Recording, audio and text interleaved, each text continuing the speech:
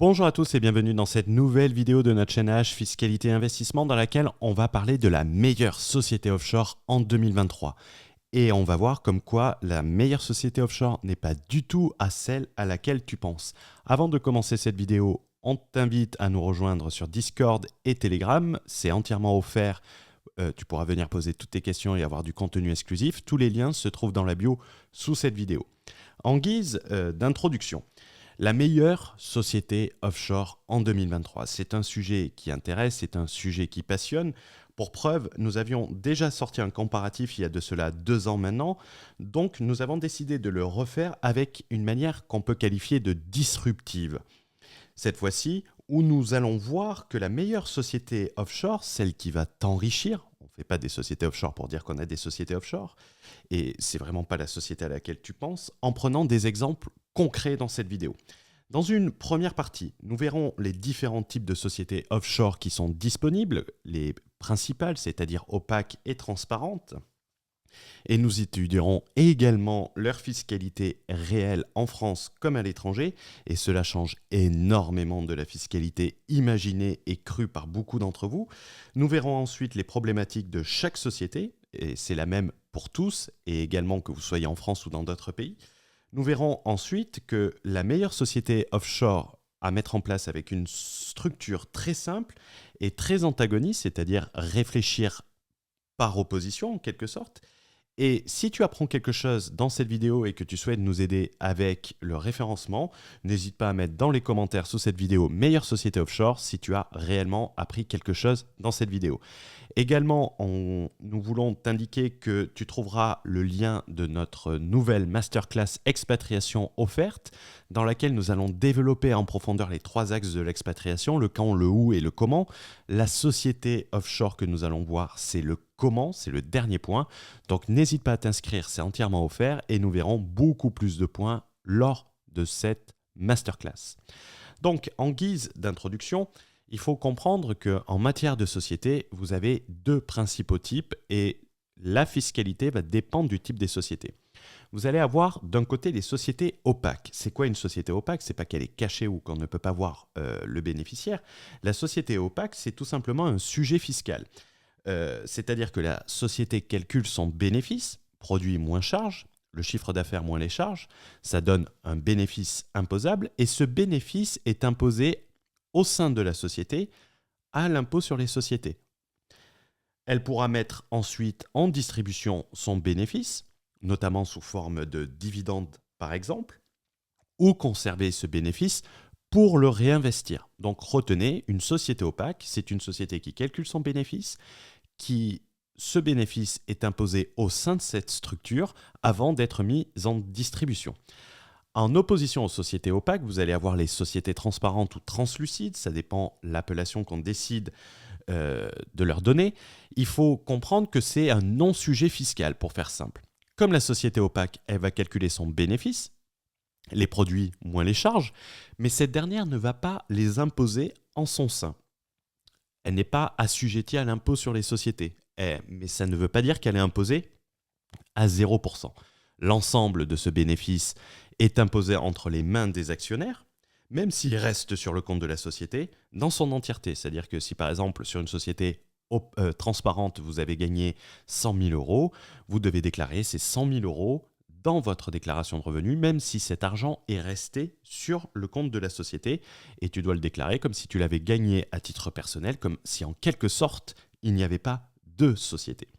Les différentes formes de société, pour que vous le compreniez bien et que ça soit super clair, en matière de société opaque, vous avez déjà la SAS française, sauf si bien évidemment tu as opté à l'option pour l'impôt sur le revenu pendant les 5 premiers exercices. Et les sociétés que nous allons voir, les sociétés suivantes, sont également opaques. Les limited anglaises, les UK ou même à Hong Kong, sont des sociétés opaques, c'est-à-dire elles sont imposées sur leurs bénéfices en leur sein. Les sociétés de Dubaï, même les free zones, ce sont des sociétés opaques, même si elles sont assujetties à 0% d'impôt, mais c'est des sociétés opaques. Vous avez également les sociétés OU en Estonie, qui sont des sociétés opaques, et toute autre société avec un IS, même de 0%, est une société opaque. Par exemple, en France, une SCI à l'IS est une société opaque, une SCI à l'IR est une société transparente. Un exemple de société transparente, comme je l'ai dit, vous allez avoir la SCI à l'IR, et si elle exerce son option de l'IS, elle sera opaque, elle sera taxée sur son bénéfice à l'impôt sur les sociétés. Mais au-delà de ça, toutes les sociétés transparentes sont généralement ce qu'on appelle les partnerships, les limited partnerships. Par exemple, en Angleterre, vous avez la LLP anglaise pour Limited Liability Partnership, qu'elle soit anglaise ou écossaise. Même maltaise, vous avez à Malte des partnerships. Vous allez avoir également la LLC américaine non-EDBUS. EDBUS, ça veut dire Engage in a Trade or Business in the United States, c'est-à-dire que généralement, toute LLC créée par un non-résident, que ce soit au Delaware, au Nouveau-Mexique, au Wyoming, sera considérée transparente. Donc, elle ne sera pas imposée, elle permettra de calculer un bénéfice et ce bénéfice sera transféré au sein de l'imposition personnelle des membres qui la contrôlent. Vous avez également, pour ceux qui sont en Estonie, les TUU et UU estoniennes qui sont des formes de partnership, de general partnership notamment. Également, avant d'aller un peu plus loin, parlons de la fiscalité territoriale et de la société offshore, parce qu'il y a une énorme confusion qui a été largement répandue sur Internet du fait de manque d'expertise et du manque de crédibilité des gens qui partageaient ces conseils. Avoir une société offshore plus un pays à fiscalité territoriale, on le comprend comme c'est 0% d'impôt. Ça paraît logique. Lorsque tu es dans un pays à fiscalité territoriale, il va falloir tenir compte de l'exploitation de la société. Où est-ce que cette société est exploitée? Et généralement, et c'est dans 90% des cas, la fiscalité territoriale ne s'applique pas aux sociétés offshore exploitées depuis le pays. C'est-à-dire que si tu as une LLC par exemple à Malte, ce n'est pas une société offshore puisqu'elle est gérée depuis Malte et elle est résidente maltaise aux règles maltaises. Pareil en Thaïlande ou pareil dans d'autres pays. Sinon, quoi qu'on dise, dans tous les pays à fiscalité territoriale, toutes les sociétés seraient des sociétés offshore, même le boulanger du coin. Ça paraît logique. Prenons un exemple répandu, prenons la Thaïlande avec un article venant du 20 juillet 2022, donc relativement récent. Si on prend l'exemple de la Thaïlande dans cet article, il est clairement dit que si une société est incorporée à l'étranger, comprenez une société créée à l'étranger, elle doit payer l'impôt en Thaïlande si elle conduit des opérations en Thaïlande. Conduire des opérations en Thaïlande est déterminé également par le Code général des impôts thaïlandais et comprend notamment la présence de représentants. Lorsque vous êtes gérant de la société, vous êtes un représentant et ce représentant permet à la société étrangère de tirer des revenus ou des gains en Thaïlande. Puisqu'il gère sa société depuis la Thaïlande, elle est fiscalisée en Thaïlande.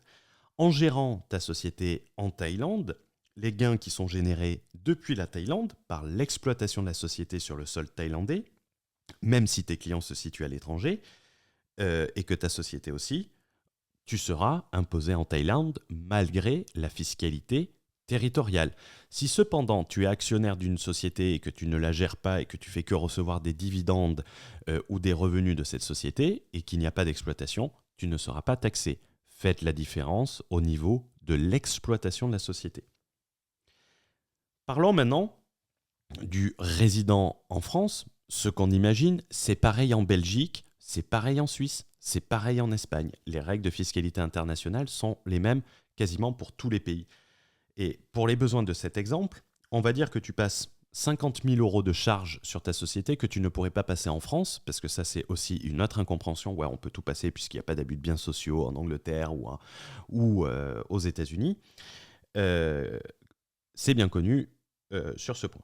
Si par exemple en France, tu as une LTD anglaise ou une Limited Hong Kong ou une Estonie OU ou une Free Zone de Dubaï, toutes ces sociétés sont opaques, c'est-à-dire qu'elles calculent l'impôt en leur sein.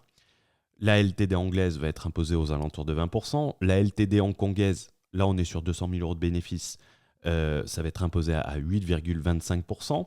Estonie, ce n'est pas imposé tant qu'on ne verse pas de dividendes. Et à Dubaï, c'est imposé à 0%.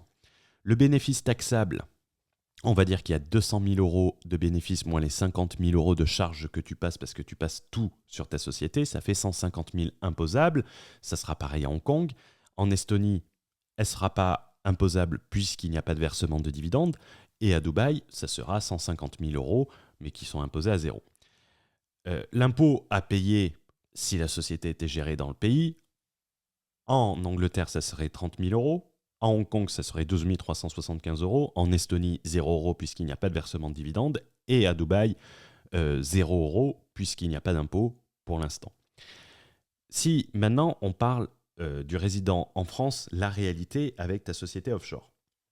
On rappelle 200 000 euros de bénéfices, 50 000 euros de charges que tu ne pourrais pas passer sur une société française.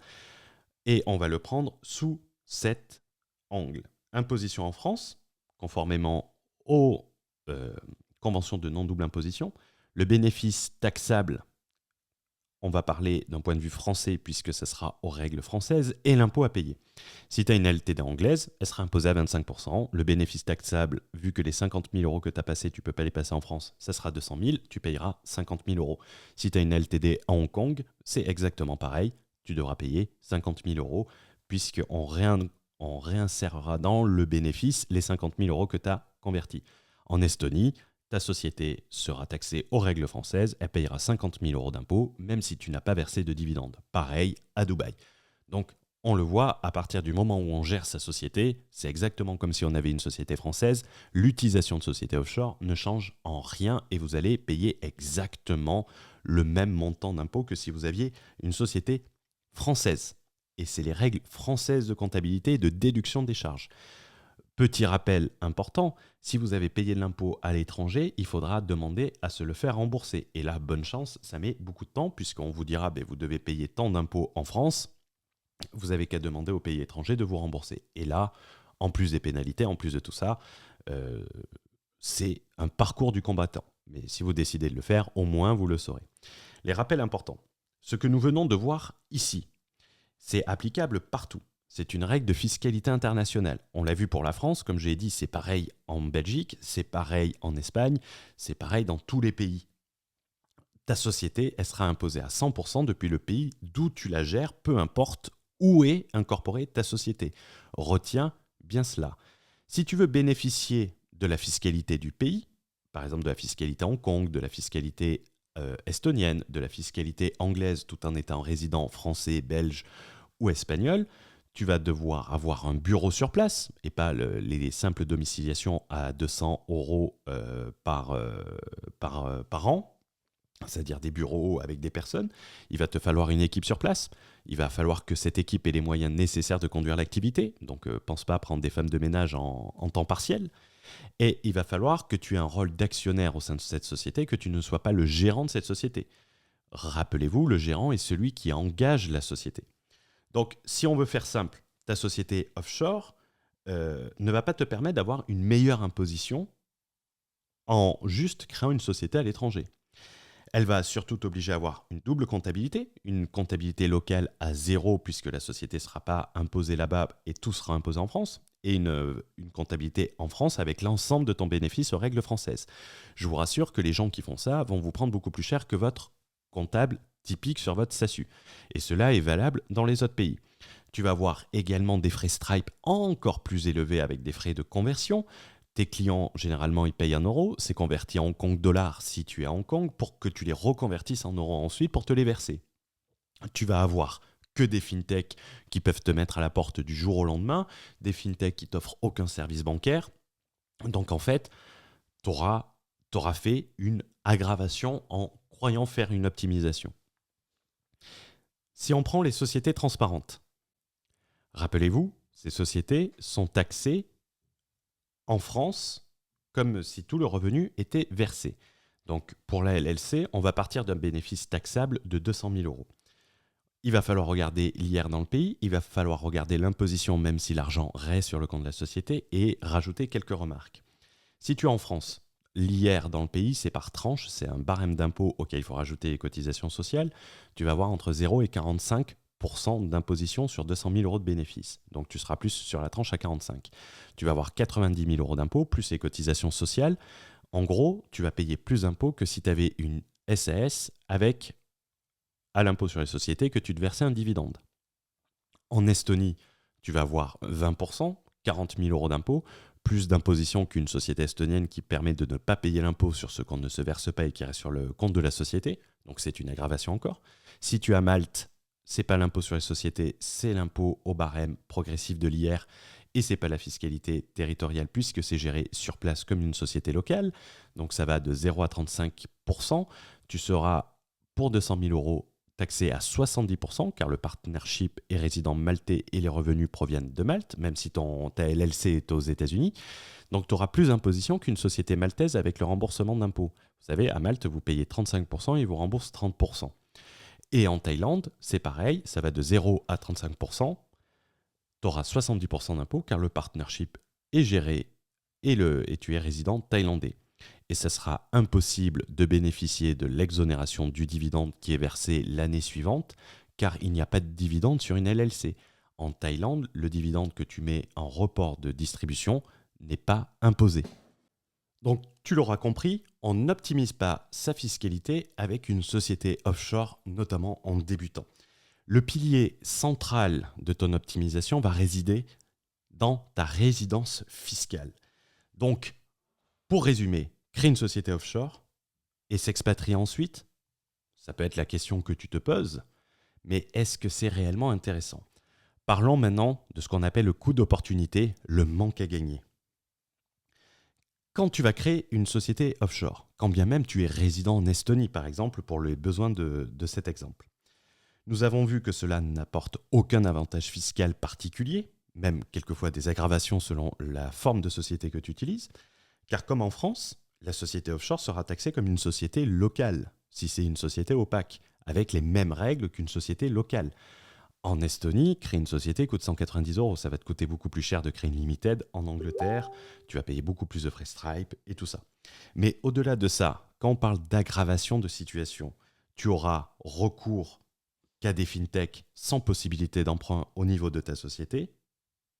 Donc en fait, tu auras moins d'avantages qu'une société locale. Tu ne pourras jamais, et je dis bien jamais, lever de la dette en recevant des revenus d'une société offshore. Si tu as une société offshore, va voir ton banquier, ça va être très marrant. Ça sera le CQFD de cette vidéo. Et tu vas en réalité payer 3 à 4 fois plus de frais Stripe, de frais de conversion. Donc en fait, tu ne vas pas optimiser fiscalement. Tu vas risquer des amendes, tu vas risquer des condamnations, tu vas payer plus de frais Stripe, tu vas payer plus cher ta société. Mais il faut vraiment être débile.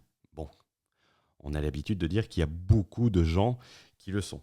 Donc, si on résume, tu vas payer le même montant d'impôt pour avoir moins d'argent à la fin, puisque tu vas dépenser plus. Tu peux me dire que j'exagère ou que peut-être je veux te vendre quelque chose ou un truc. Mais en réalité, la preuve, tu l'as devant tes yeux et il te suffit de les ouvrir un peu. Prenons par exemple tous ces entrepreneurs qui ont utilisé des sociétés offshore depuis le début, même en étant résidents dans des pays à fiscalité avantageuse, que ce soit Malte, que ce soit la Thaïlande, que ce soit l'île Maurice et tout. Si tu prends l'exemple de l'Estonie, ces entrepreneurs qui te partagent ces chiffres et qui sont là-bas depuis longtemps et qui travaillent avec une Hong Kong Limited, le mec il n'a pu acheter qu'aux alentours d'1 million d'euros cash ses investissements. Il dit qu'il a investi par virement bancaire pour ceux qui reconnaissent la référence et qui nous suivent depuis un certain temps, car en réalité, il n'a pas accès aux services bancaires avec sa société offshore. S'il avait utilisé une société estonienne, qu'il avait reçu tous ses revenus, il aurait pu multiplier ce chiffre peut-être par 3, 4, 5, avec un apport de 20%. C'est-à-dire en apportant 20% et en investissant 1 million, il levait 5 millions. Et vu que l'immobilier s'est bien apprécié depuis qu'il y est arrivé, il aurait dégagé des plus-values colossales et il aurait pu investir encore plus. En Thaïlande, il n'a pu acheter que 3-4 appartements en Hongrie et n'a pas pu emprunter sur sa LLC américaine. Il a même voulu la vendre pour pouvoir investir dans l'immobilier puisqu'il n'avait ni accès au levier bancaire dans le pays où il investissait, qu'il ne pouvait pas investir aux États-Unis puisque sa société était offshore et qu'il ne pouvait pas investir en Thaïlande parce que sa société était offshore et qu'il ne déclarait pas ses revenus en Thaïlande. Donc il s'est aggravé en réalité. Et à l'île Maurice, le mec, il est expert immobilier, il n'a pu constituer un patrimoine que de 3,5 millions d'euros en générant des millions. Alors que quelqu'un qui a commencé beaucoup plus tard que lui et qui est resté en France a généré un patrimoine de 11 millions d'euros selon ses vidéos, 4 fois plus. La preuve, elle est devant tes yeux. Il suffit d'ouvrir, il suffit de se concentrer et de se dire, au bout d'un moment, effectivement, regarde les gens, regarde leur société, regarde ce qu'ils ont fait, C'est pas moi qui te le dis. Moi, je te fais juste ouvrir les yeux. Donc, en réalité, la société offshore est un moyen optimal pour s'enrichir. N'hésite pas à me mettre dans les commentaires, pauvreté offshore sous la vidéo, si tu es d'accord avec cela. Et on va regarder maintenant la partie antagoniste. Je vais dire, et si la meilleure société offshore était une SAS, une SRL belge ou une SL espagnole, qui sont toutes les trois des sociétés opaques, on le rappelle.